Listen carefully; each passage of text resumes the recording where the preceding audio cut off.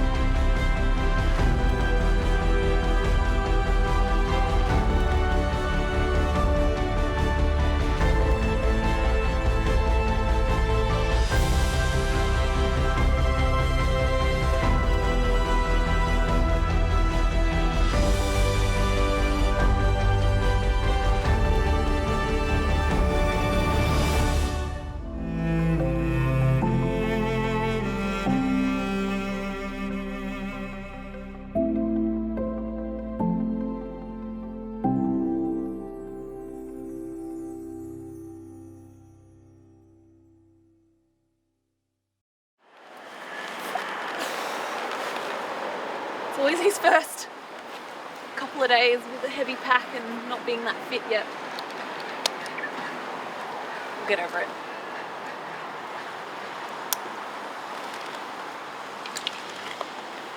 Alright, yay!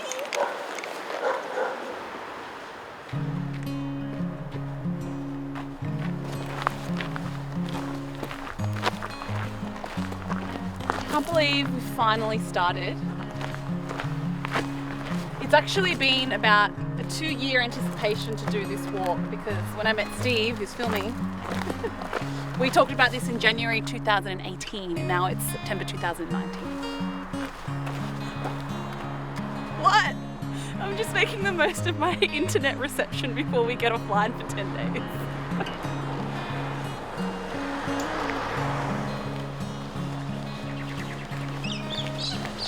Oh God. We're off to a great start. I've just missed the turn off.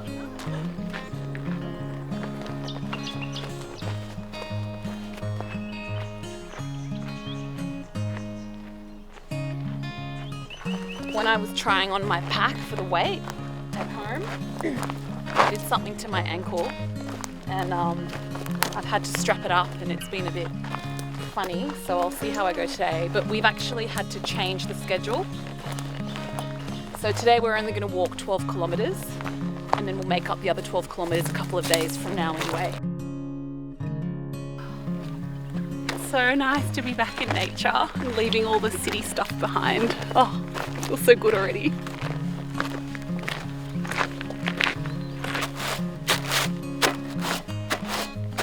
What I'm doing is cleaning the bottom of my boots because we're about to go into Kalamunda National Park and we're trying to stop the spread of this fungus called dieback from contaminating this area.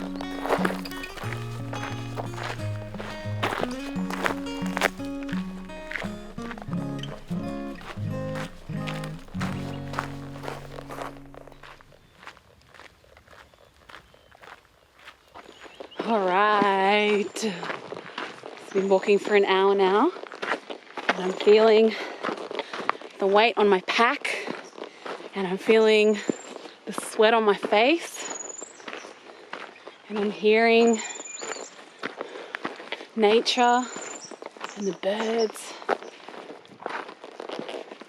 What's interesting though is that I haven't yet settled into the fact that I'm actually walking 1,000 kilometers and I'm actually going to be away for 2 whole months.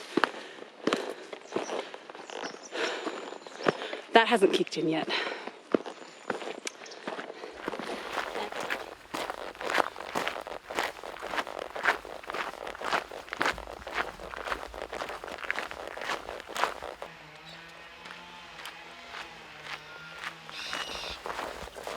Still haven't seen any people that are actually hiking. I've seen a lot of Sunday walkers. Is it cold? Not too cold. No, it's okay. But no other people with backpacks like us. I think they would have started earlier or on a different day. Yeah. I guess we started at 12:30. But it wasn't our fault. It was Steve's fault actually. It wasn't my fault.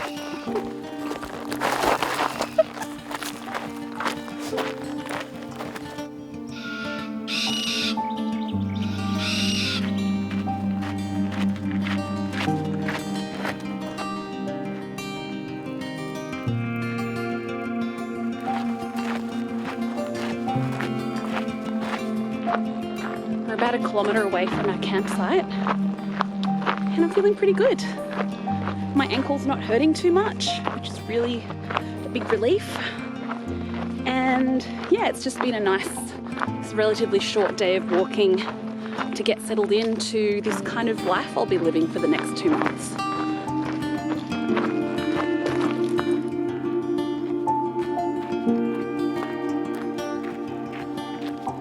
Yay! We've made it to the first shelter.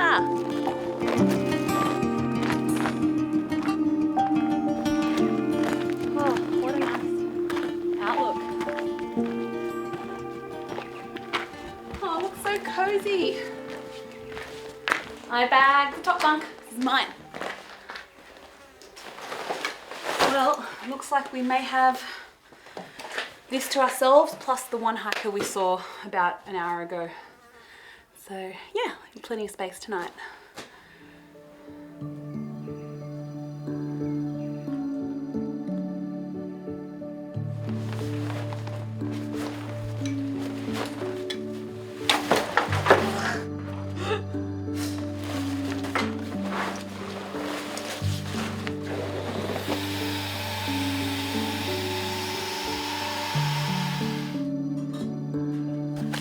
I can't remember what I'm eating my ratatouille with, and I think it might be a couscous, but I can't find it. But see, I've dehydrated my own stuff this time, which I'm very excited about because I get to eat lots of fresh fruit and veg that I've made myself and some meals that I made myself, but I've also combined that with some commercially branded ones and then just some random stuff like this and 2-minute noodles. So I'm trying a bit of everything.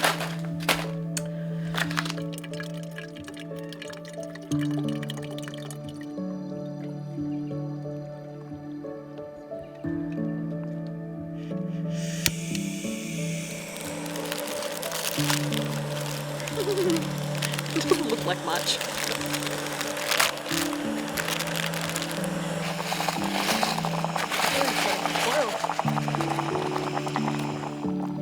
So interesting. This is the first time I'm rehydrating my own dehydrated food. I don't really know how much water to put in there. It smells exactly what it smelled like when I was making it at home.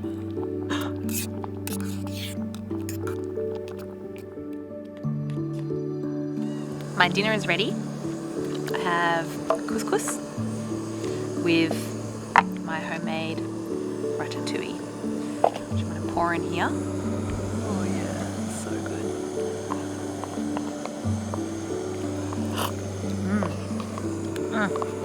Really good. Oh, so I made it through the first day. I'm super happy. I'm feeling super calmed and relaxed and inspired. the minute I set foot on the track, it felt really good to change my day-to-day environment from the city life to the life in nature. And I think in the months leading up to being here today have been a little bit stressful, and I'm really glad that finally I get to be at this moment of simplicity after all this chaotic organising and stress and having to make sacrifices and say no to people to be able to plan and be here. So yeah, I'm interested in seeing how this experience will unfold, because it hasn't kicked in yet that I'm doing a 1,000 kilometre 2-month journey. And I think the way that life will play out and unfold in these next 2 months is I'm really curious, and I'm really excited to experience that. I've never been away for this long.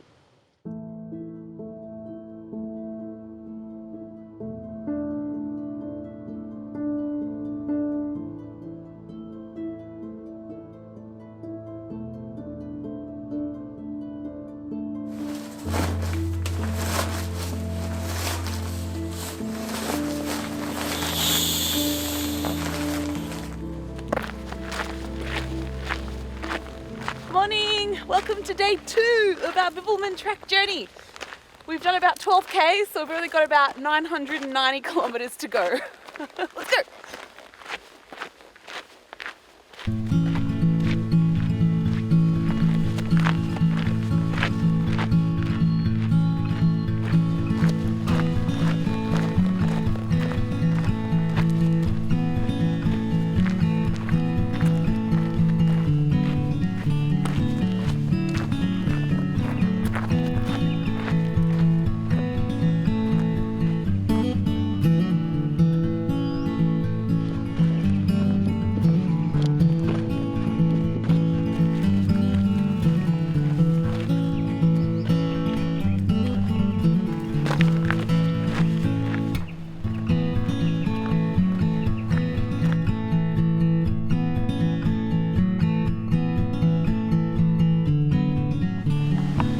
Might be at the South Ledge picnic area, and now we're going to head down to Mundaring Weir, and then after that we'll head up hill again to Ball Creek campsite for lunch, which is another 6-7 k's, and then after lunch we've got about another 10-11 k's till we get to Helena campsite.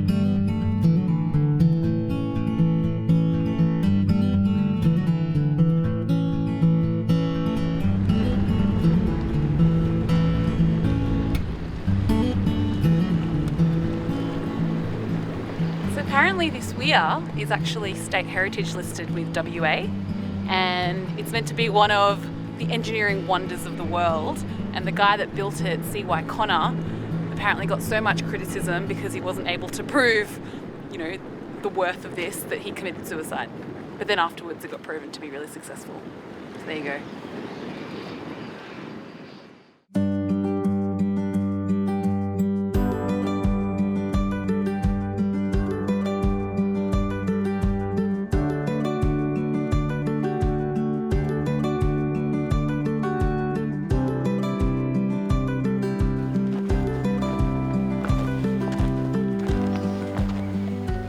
Like it, that's the last stop for a beer for another 8 days till dwelling up, but I don't need one yet.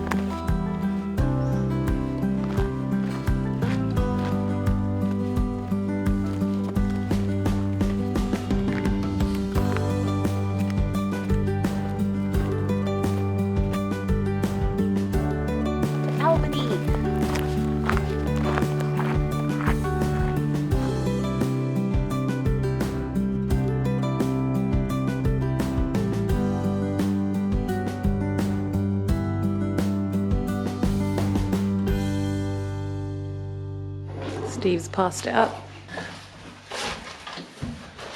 I have this whole story to myself.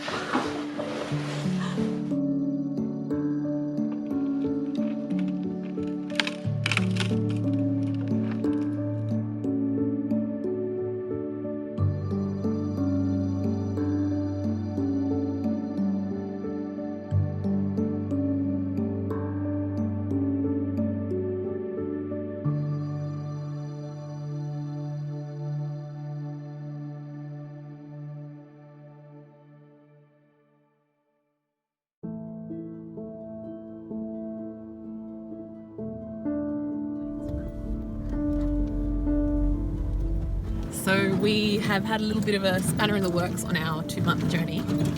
We arrived at Helena last night and Steve, our cameraman, had dinner and then completely passed out in pain. Was in pain all night, so we called an ambulance and then Wayne came and took the paramedics to pick him up, took him back to the hospital, and now I'm going to come and meet him at the hospital and come up with a plan for how to continue the journey, potentially without Steve. Where is Steve? Somewhere in there. He's in there. So, welcome to the emergency department at Midland Hospital, which is about, 40 minutes or something from Perth. And this was the last place I'd expected to be on this adventurous hiking journey, but here we are on day 3. So what's happened is Steve, my hiking buddy, has had some pain and issues with his gallbladder, and it got fired up being on the track because of the sun and the long kilometres we were walking the last couple of days. And he just was in intense pain last night at Helena campsite and just couldn't sleep all night. So in the morning at 6:30 a.m. we decided to call the ambulance, and luckily the ambulance and the National Parks and Wildlife WA worked together to get the ambulance, the paramedics, into their 4-wheel drive and then drive out to our campsite. And then they drove Steve back to the hospital, and then I came afterwards. So I'm spending the day here. We don't know what the outcome's going to be and how long he's going to stay here, but it's looking unlikely that he will continue, which means I'm going to have to do the Bibbulmun Track on my own.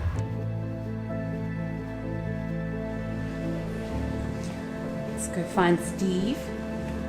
M21. He's in here. Hey, Steve. Hello. Hello. This is a nice hotel room you've got here. All these gadgets. I'd still rather be in a shelter on a bed. What's the verdict? Well, I had a gallbladder infection, so they've cut it out. So I'll be waiting here for a few days. So, what are the chances of you going back on the track? Oh, pretty good. So the night nurse has walked the track before as well, and she thinks that I should be okay with a bit of rest to get back on the track. So maybe 1 week, 1.5 weeks rest. So I'm planning to just stay in Perth and then join again in Collie.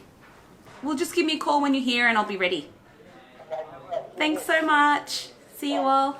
Bye. Whoa. He's one of our trail angels. He actually saved Steve with the paramedics at Helena campsite. And now he's going to drop me back off on the track and I'm going to keep going, and now I'm going by myself. And I'm going to wait here.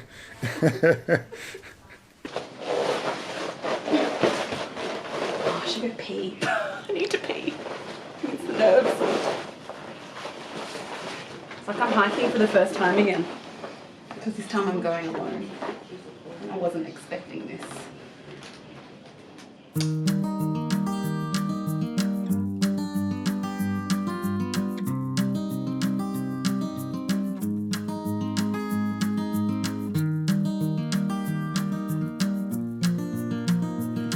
Thanks so much, Wal. You're an angel. Thank you, love. Trail angel. Be good. Bye.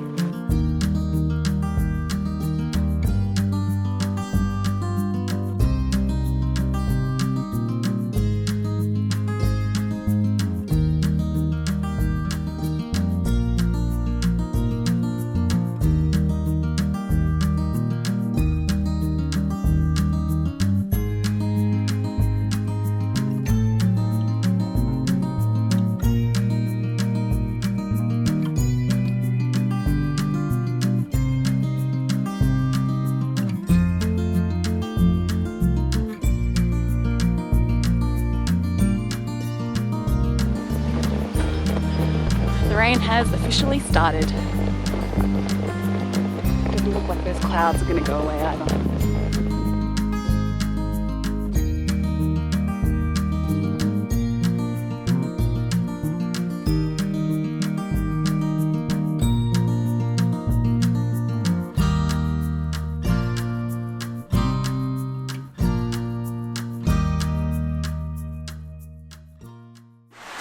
I had spoken to my parents the night before, telling them that I was going to potentially do some of this track on my own, and my mum freaked out because she's got no idea what hiking's about, which got me a bit nervous because my mum was nervous. But funnily enough, as soon as I started walking, I really just felt like, okay, I'm here in nature, this is where I'm meant to be, and it did feel really good.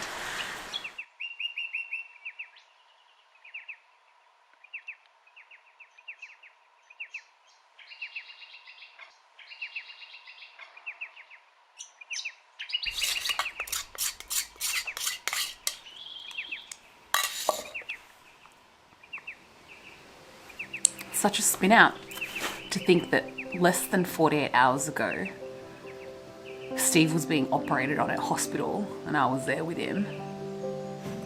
And now I'm here. It's crazy.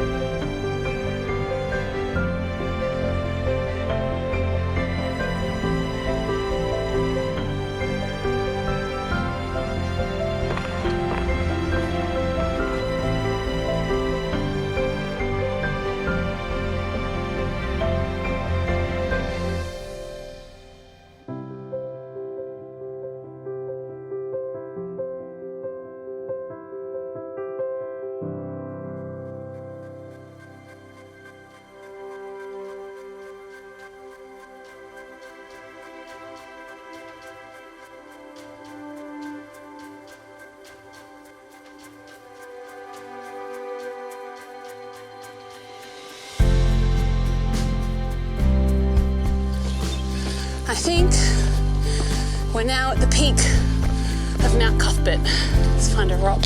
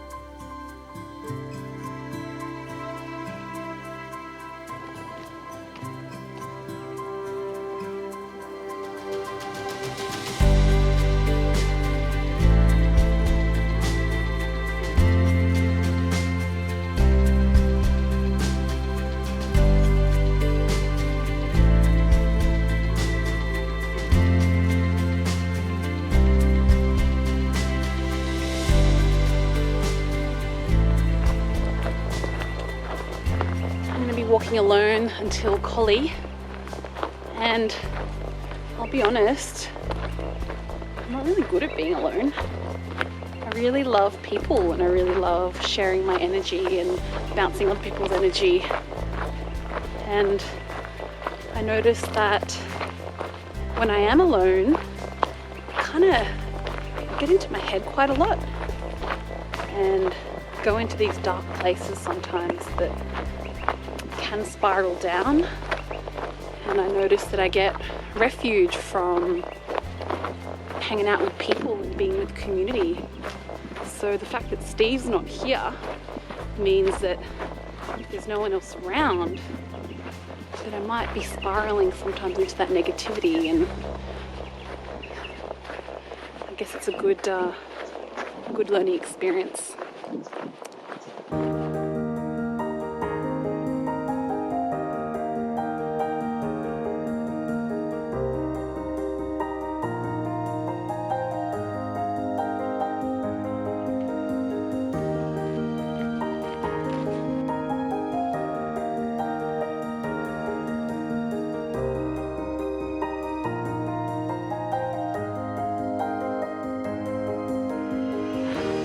I just met another end-to-ender.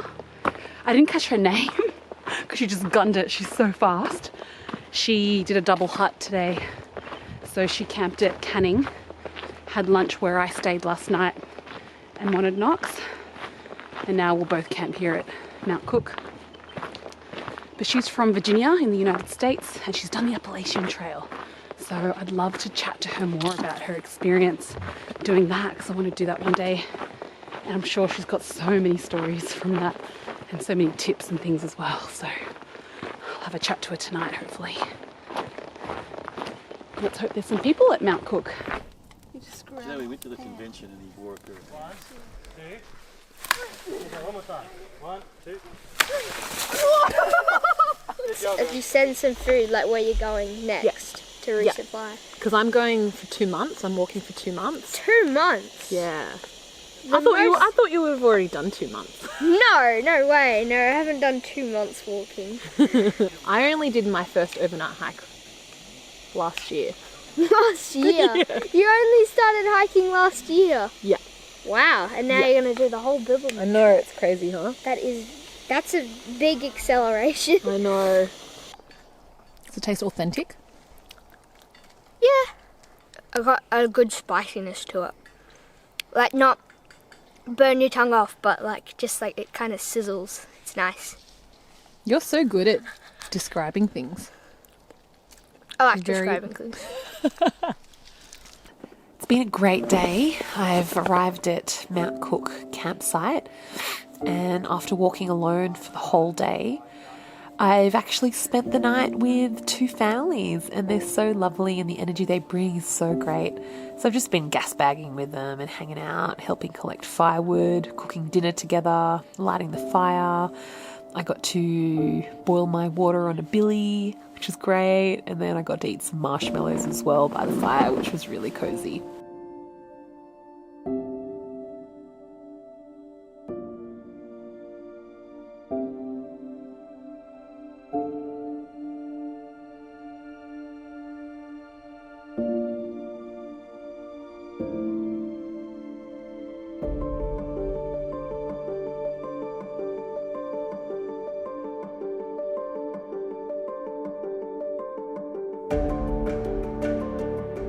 Today is going to be a good day. I think it's going to be like 19, 20 degrees, so not that cool, but also not that hot.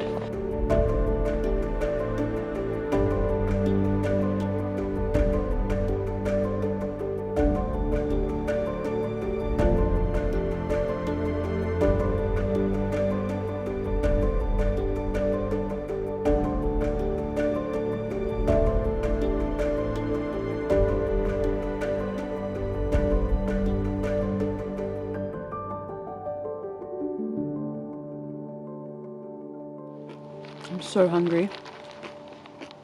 Just devouring my biltong and salty snacks. So good.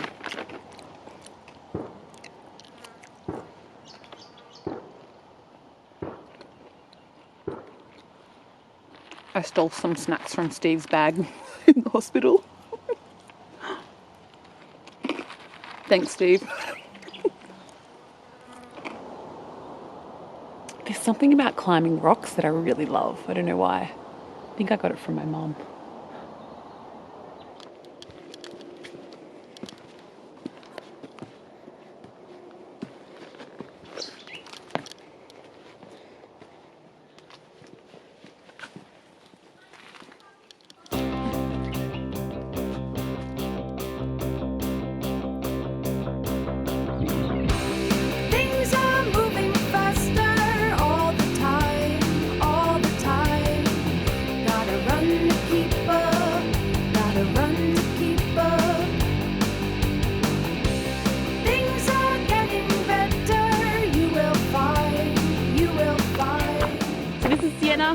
Walking the Bibbulmun Track.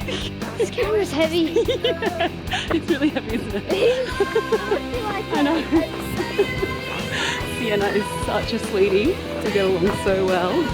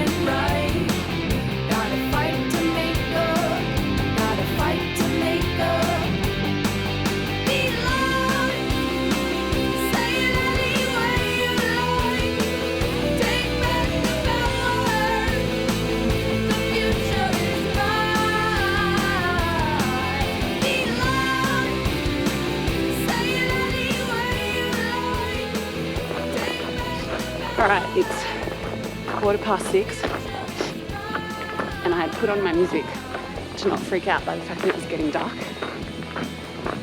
And then Richard shows up in a bright red jumper just to check that I'm okay. So I feel safe now.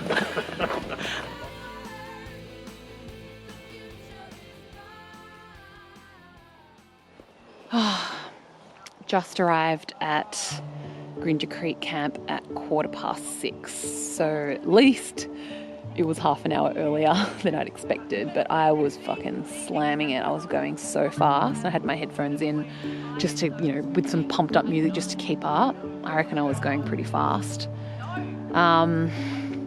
Yeah, and it was really nice that suddenly Richard came in to find me. He was getting a bit worried, which is really sweet of him. I feel really grateful for that, because I was also starting to get a bit worried about the fact that it was getting dark, and I've never done this walk before, and I'm walking alone, and I didn't know what was coming ahead, and I also thought there was going to be a fire trail towards the end, which never came. So I don't know if the track diverged or if I just misread the map or something, because I maybe was panicking a bit. But anyway, I just need to really reconsider my starts in the morning and just make sure I leave by 8 at the latest, not fucking 9:45. Tomorrow should be alright because it's 16.5 Ks, but the day after I'm going to be doing something similar to today and with some big hills, so it's going to be harder than today. So now your journey begins. So just lift up your chin. And if it all falls down, be strong, stand up. You can cross any ocean, climb any mountain, and if doubt hits you, I'll be with you. Just hold my hand and open your eyes, see the world is yours. So hold on tight and look up high and don't